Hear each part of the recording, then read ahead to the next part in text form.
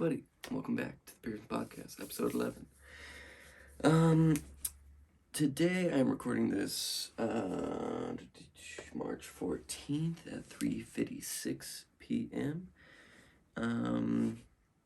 Today wasn't the best day, so not in the best mood, but still going to bring the goofs, the gaffs, and the laughs. I may get into what's going on today. That doesn't make it do good, but probably not. So today I am mainly going to talk about crypto art and some of my favorite recipes that I've made because, I be chefing. It's funny.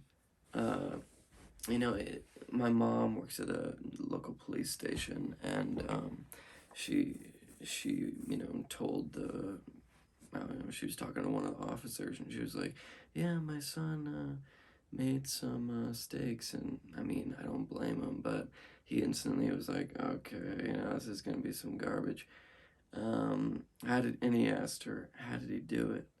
And my mom was like, on the cast iron pan. He scoffed at that, which, was slightly premature because, people do it on just regular metal pans, and, like Gordon Ramsay's restaurant, they just do it on regular pans, but at least I do it on a cast iron pan. And there are different ways of doing it, but so it's kind of like different styles. I instantly, when my mom was telling me the story, I'm like, okay, what do you have? Like some cast iron, Traeger pellet smoker or something. And of course, that's what he had. So it's like, some people are they just show off. They want the other person to be wrong, and instantly just want to prove themselves to be right or something. I don't know, but once you saw the pictures, and I'll lay it down for you guys right now how I make steaks. I'll do ribeye, but this is what I do for all the steaks. Cast iron pan. If you don't have one of those, get one of those. And if you don't know what it is, look it up at Google Images. Gone. You come back. Now you know what it is. So what I'll do is I'll get the cuts and leave them out. Right now for this, in my head, I'm envisioning ribeyes because that's what I did last time. So ribeye, leave it out for at least an hour, so the internal temperature can cool down. If it was in the fridge or whatever. If it was in the freezer, obviously you need to, leave them out for much longer. But if it was just in the fridge and they're cool, just leave them out for an hour at least. I like doing it to hour and a half, 2 hours, something like that. So leave them out so the internal temperature isn't like super cold, so it'll all cook relatively at the same speed. And so put a little bit of oil in the pan, and I guess I'll say what I do for like the whole meal, because we do steak, usually at least one time a week.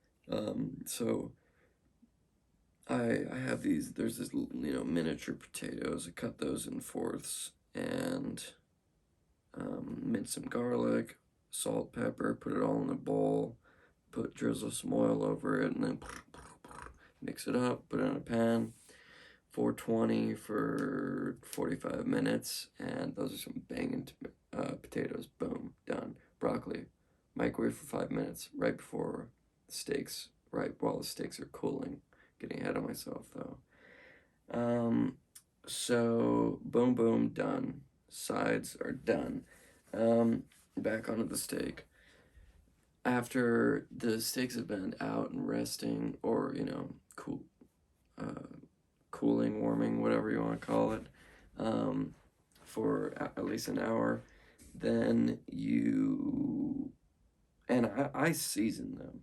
beforehand and like while they're resting, and really get the edges as well. You rotate it and get the sides, and if there's a big old chunk of fat, you roll that in the salt and pepper as well.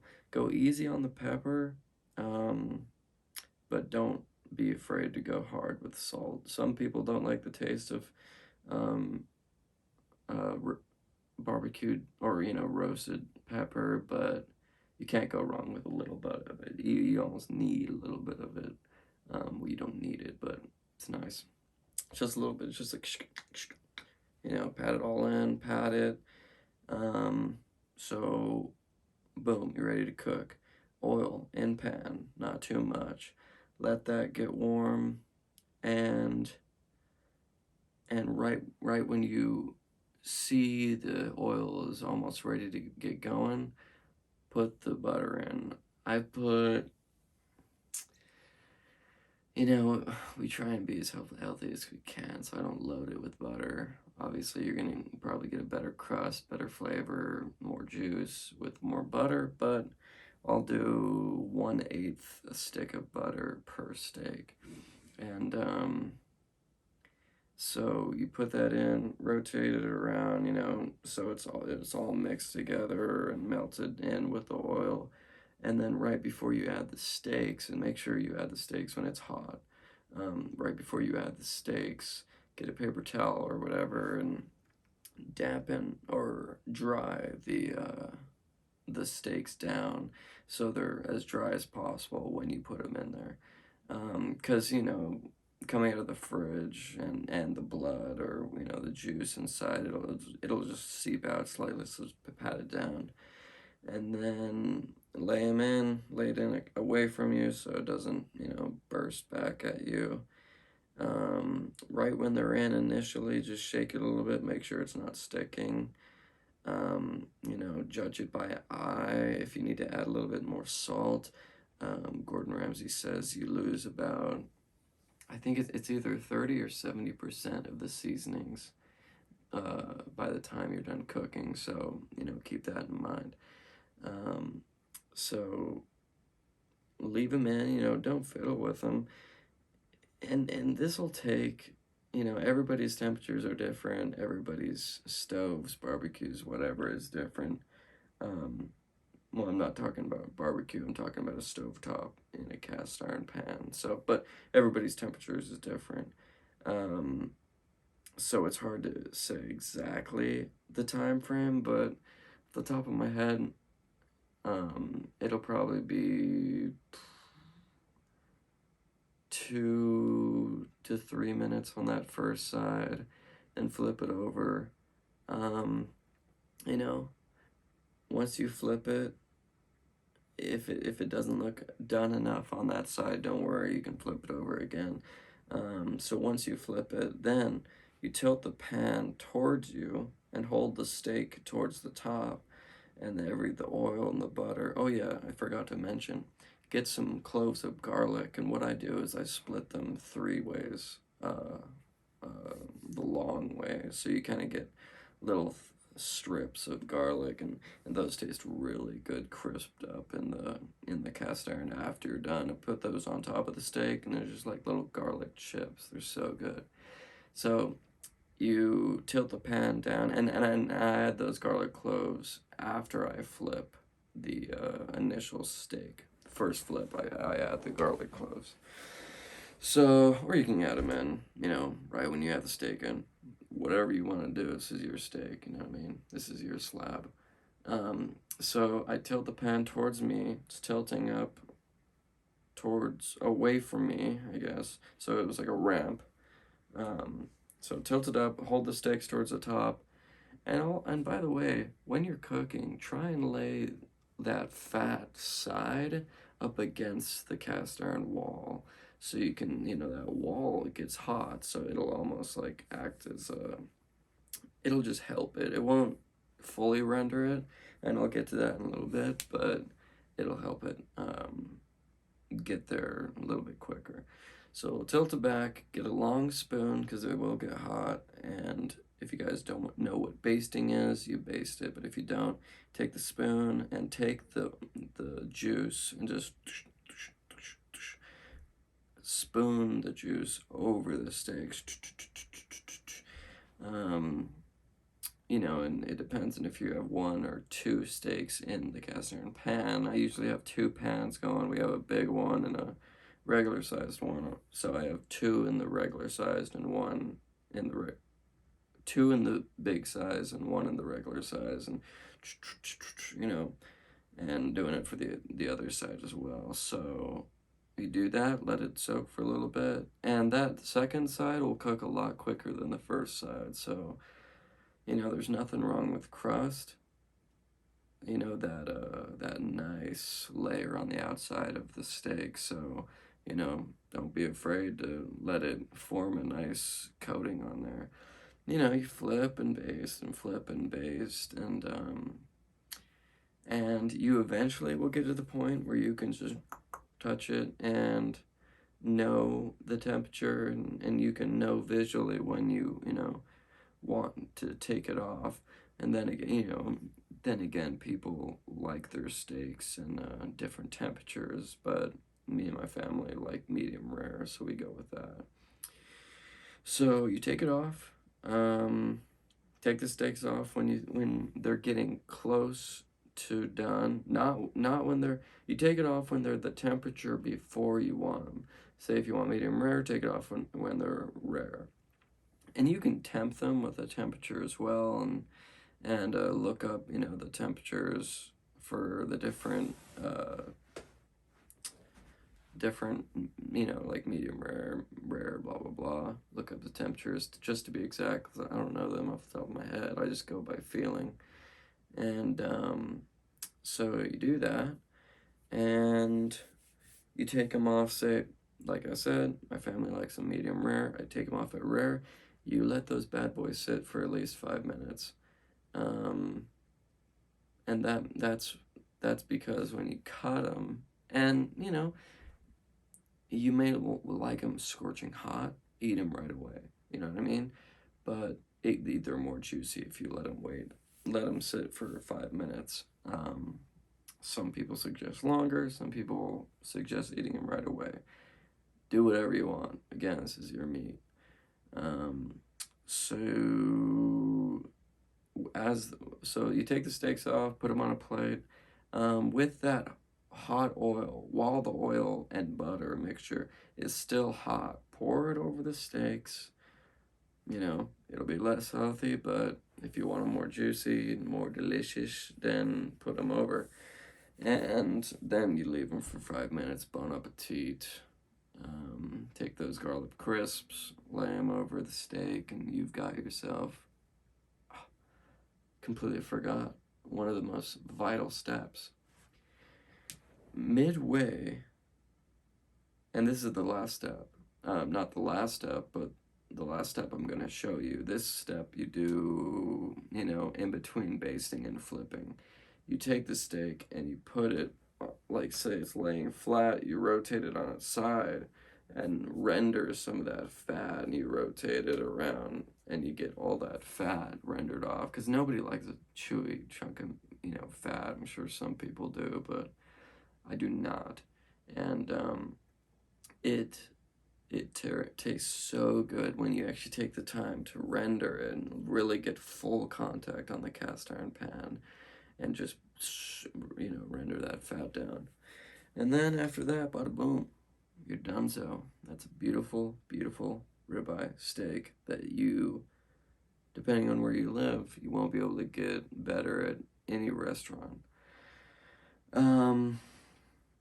So yeah, I'm gonna save the crypto art for next podcast, possibly, because next podcast I'm going to do it with my friend Josiah, possibly Dallas. I've been trying to get my friend Dallas to get on the podcast with Josiah, but he's been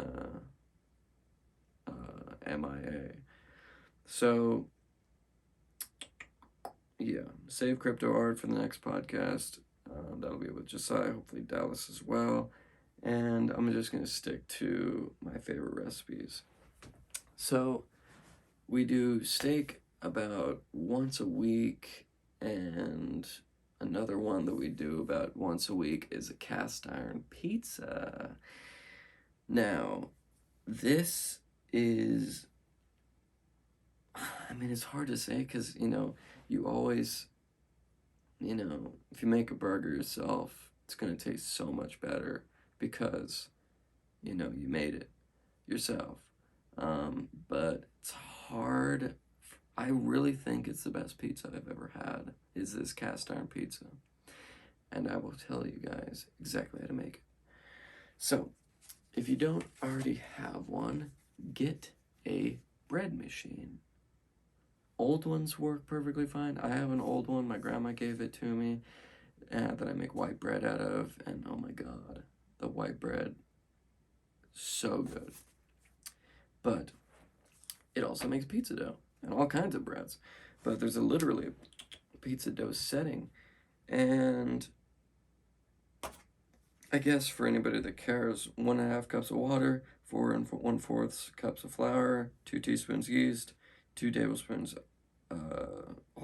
extra virgin olive oil, 1 tablespoon sugar, 1 1/2 tablespoon of salt, and I put some minced garlic and dried oregano in there. When you're mixing it, you can add a healthy portion of garlic, but when you're mixing the oregano, um, and this is to make the dough, by the way, in case anybody doesn't know, in case if anybody doesn't dough. But when you're mixing the flour and everything, the dry ingredients, because you do the dry ingredients before you add the wet being water and olive oil, you mix it and you add a little oregano, and you just want it to be barely speckled in. You don't want it to be non-existent, like, visually. You don't want it to be non-existent. You don't want it to be overflowing with oregano. So just add a little bit because you can always add more. It's difficult to take it out. So just add it until you like it. Some people like more oregano. Some people like less. This is your pizza. Add as much oregano as you want. Making an oregano pizza, do it. So yeah, and the bread machine makes it as easy as pie, but it's almost like the saying should be as easy as dough, even though dough usually is pretty hard to make. But this is how you do it. And you can even pre-package this. You make like 3 different sets of the thing I just said and put it in a bag. This is what I do. Bread machine. Take the thing inside the bread machine out. Get the 1 1/2 cups of hot water. Forgot hot water. Get it as hot as your sink can get it around. It's not a big deal, because you don't want it too hot, but by the time you pour in everything else, it'll cool. So you add the hot water, add the olive oil. I add a little bit more olive oil sometimes just because, it helps form the bread or the dough. And then you add the dry ingredients in to it, and then you put the bread machine thing inside the bread machine, close the lid, and this is the difficult part that my grandma, told me. It took me years to explain this. You click go, and then it goes. 50 minutes later, you have some dough, and it's some good quality dough. Now, what I'd like to do is bread machine tend is you just kind of get like a silicone spatula and kind of around the edges, kind of help it all form together. You only have to do it twice, or just until it's all into a ball. You don't want the stuff around the edges that kind of gets stuck to get neglected. So you do that. 50 minutes later, you got some dough. So for the pizza, you do. Let me make sure I'm still recording. I'm still recording. So get your cast iron pan out. Should take a drink of some G Fuel.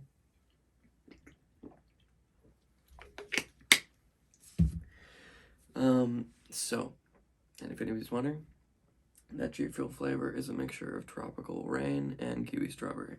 It's very good. and both of those are very, very good by themselves as well. Um, so, and if you're wondering, about 6 ice cubes and 16 ounces of water. Um, so, okay, back to the peat.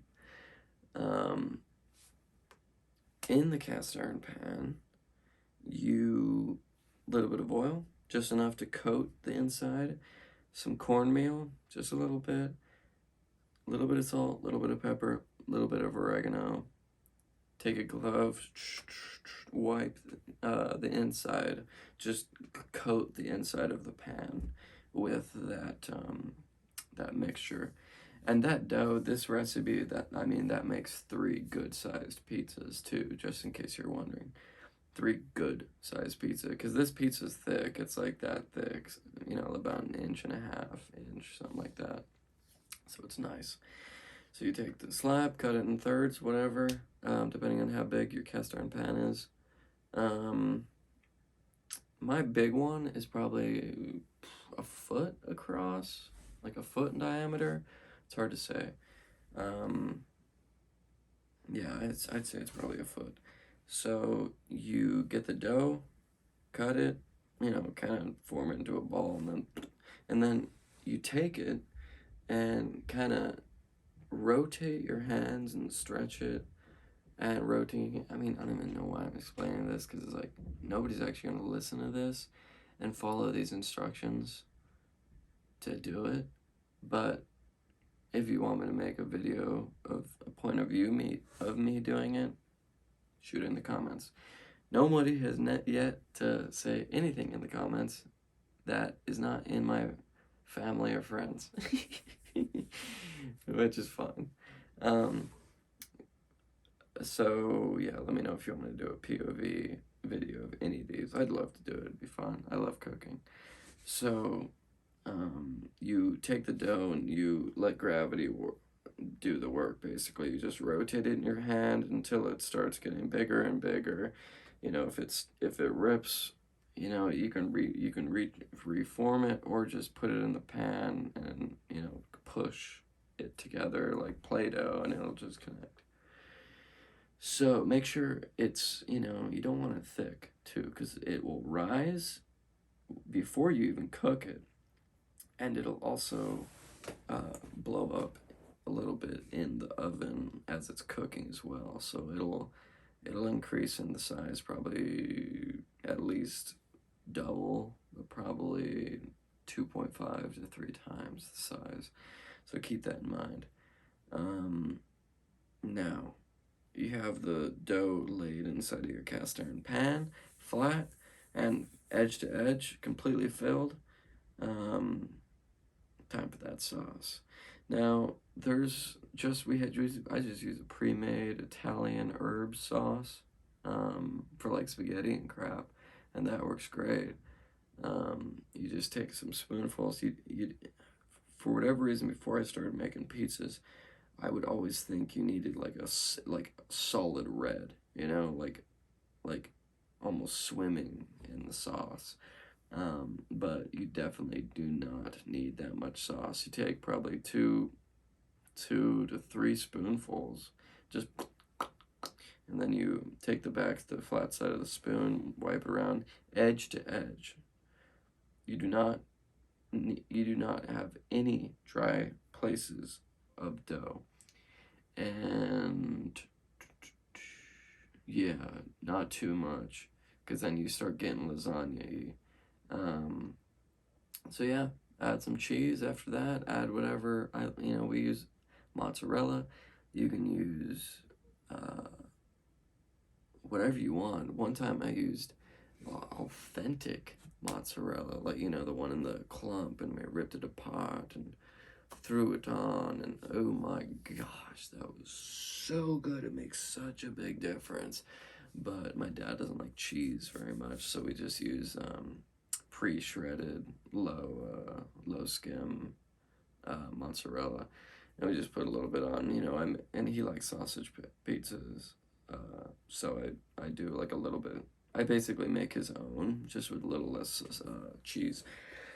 But gosh diddly dang, if you like pizza, if you like good pizza, do this recipe with authentic mozzarella and your mind will be blown. So good. And here's the thing, you can do this at your house. You know what I mean? If you like cheese, add a little bit more cheese. If you like sauce, add sauce. If you like olives, you know what I mean? This is your pizza. You can put steak on there, you can put cheddar cheese, you can put whatever you want, guacamole, I don't know. The world is your oyster, you know what I mean? So, the world is your pizza. That's deep. That is deep. Um, so yeah, I put it in. Okay, so here's an important note. You don't just stick that baby into the oven. You cook it on the stovetop for, this is the only difficult part. It depends. You really have to keep an eye on it and shake it, make sure it's not, getting too burnt, and it's almost impossible to do over words, but basically you're trying to cook the bottom inside of the pizza just a little bit before you stick them in the oven, and for the oven temperature, and for the just for some sort of reference, excuse me, I'll put the temperature on the stovetop for like medium, something like that. It's difficult because I'm usually doing 3 at the same time, but it's around medium for 5 to 10 minutes, just on the stovetop in the beginning. So in the meantime, you can preheat the oven to 420, 450. I usually set it for 420 just for the memes, but 450 obviously will get it done quicker. And so you put it in for 450 for just until you see the cheese is starting to melt, and as soon as it's almost fully melted, boom, click broil. And if you have a section of your oven for the broiler, stick that baby in the broiler, and you have to keep your eye on that. I luckily have never burned a pizza, knock on wood. I don't have any wood to knock on, but metaphorically knock on wood. Actually, alright, knocked on some wood. So, 30 seconds, minute tops in the broiler, and you've got yourself a beautiful pizza. And the thing is with the broiler, you can open the drawer, take it out. If it doesn't, you're going off appearance now. If it doesn't look good, or if it doesn't look done, put it back in. If it looks perfect, take it out. It's done. The dough's for sure cooked as long as you had you're gonna have the pizza in there for at least 5 minutes in the oven, and plus the additional 5 to 10 minutes over the stovetop. So in the broiler, the dough's completely done. You're just going off of that surface appearance at that point. And man, okay, take them out. Once you take them out of the broiler and it looks beautiful, obviously, be careful because that's hot. The cast iron gets very hot. Put it on a hot pad and let it sit for at least 8 minutes. It'll still be hot. Trust me, it will still be hot, but it'll solidify.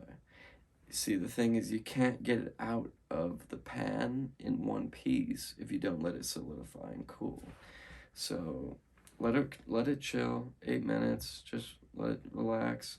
Do whatever you want in that time. Set the table.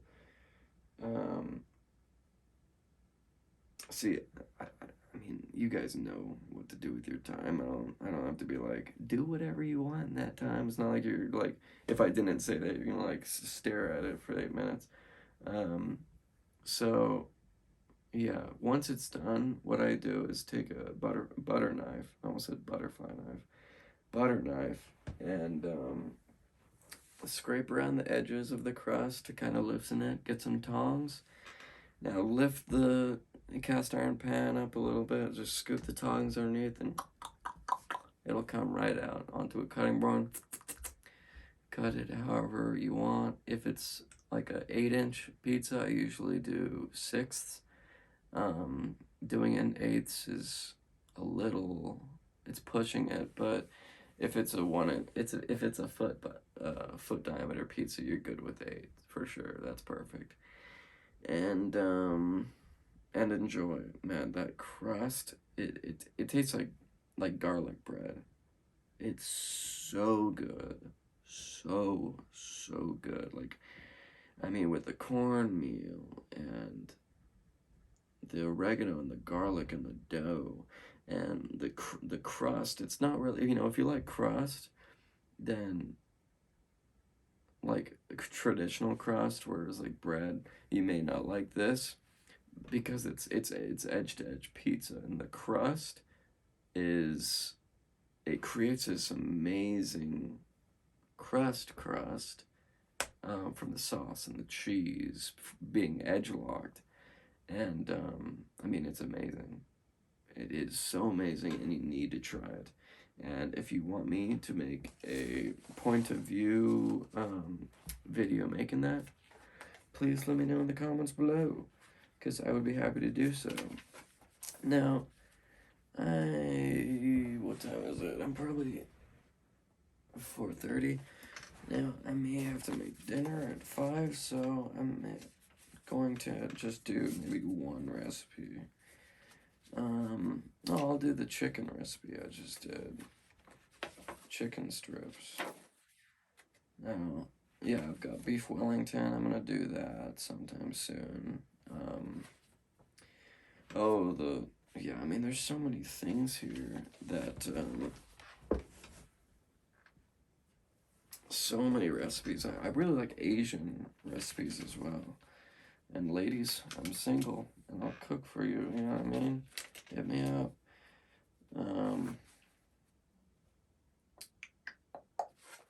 Yeah, I don't know where this chicken recipe is. Make corn dogs, shrimp, you know what I mean? Let's see. I just made this chicken strips.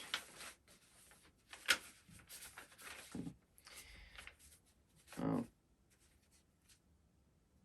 Well, whatever.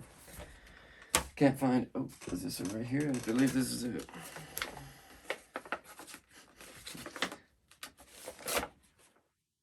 No, this is the orange chicken though.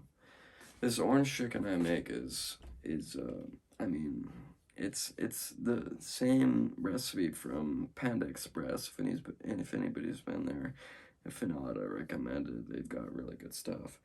But orange chicken, which the founder of I almost said Pineapple Express, Panda Express, made this recipe called orange chicken, which, it isn't that crazy. The sauce is just some sugar, ginger, garlic, chili oil, a little bit of vinegar and soy sauce, which is basically like every other Asian sauce, but he adds a fourth of a cup sugar, a fourth of a cup brown sugar, and a fourth of a cup orange juice, and of course like cornstarch and stuff at the end to thicken it.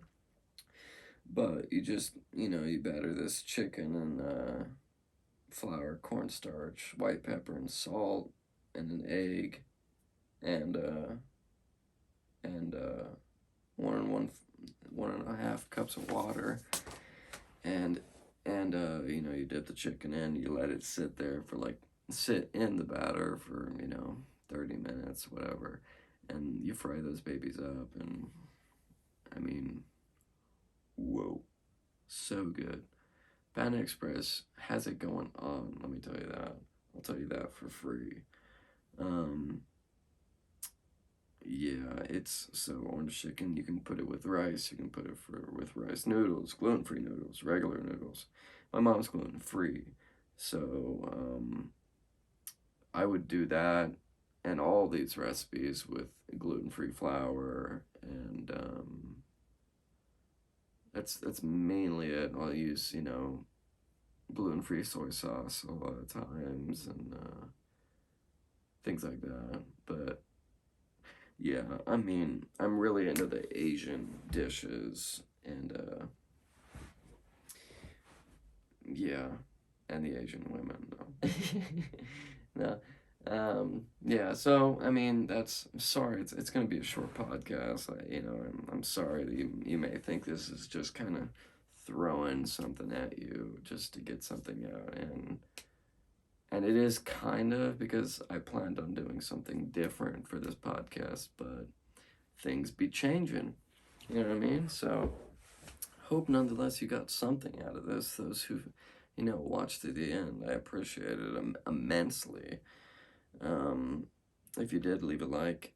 If you want me to do any of the things that I mentioned in this video, like any of the point of view, cooking little videos where all edited together, all fun, and things like that, then please let me know in the comments and subscribe for more podcasts every single Monday until I pass away from whatever I pass away from. Be that dinosaurs, old age, whatever it is, you know what I mean? Alright, see you guys next Monday for podcast with Josiah. Hopefully Dallas. But if not, then Josiah. Peace.